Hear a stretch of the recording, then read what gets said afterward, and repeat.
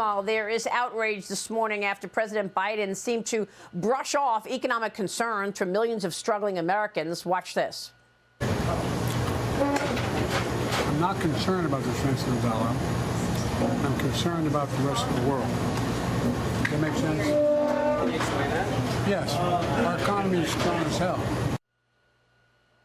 Strong as hell. We're in contraction. A new Fox News poll shows inflation remains the #1 issue for voters, with 89% saying that they are either extremely or very concerned about the economy. Joining me right now is the Ohio Senate candidate, JD Vance, who has been talking about the economy on the campaign trail. JD, great to see you this morning. Thanks so much for being here. Thank you for having me. So what do you think about voters going to the polls now 23 days away? What do you believe will be their #1 concern and dictate their vote?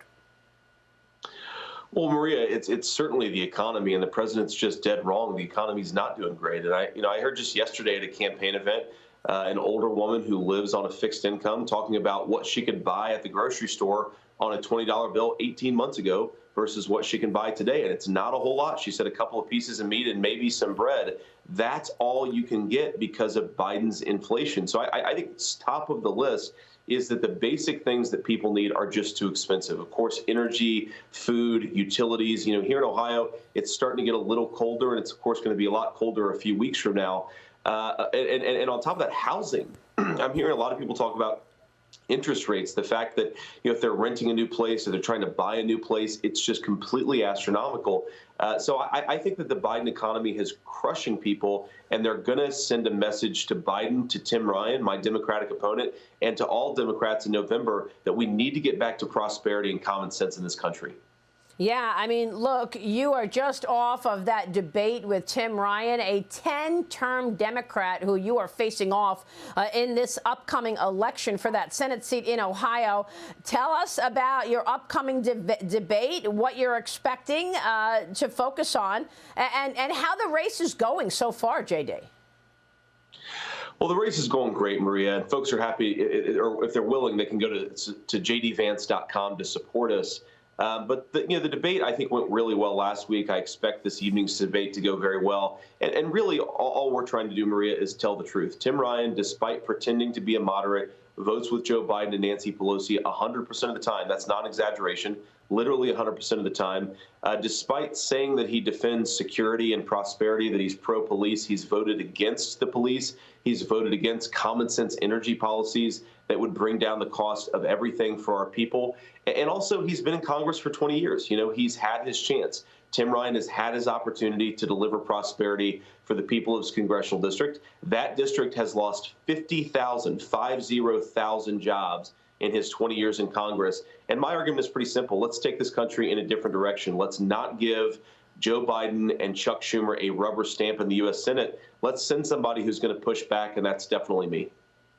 Well, let me ask you about the issue of corruption. How important is that to the voters in Ohio, JD?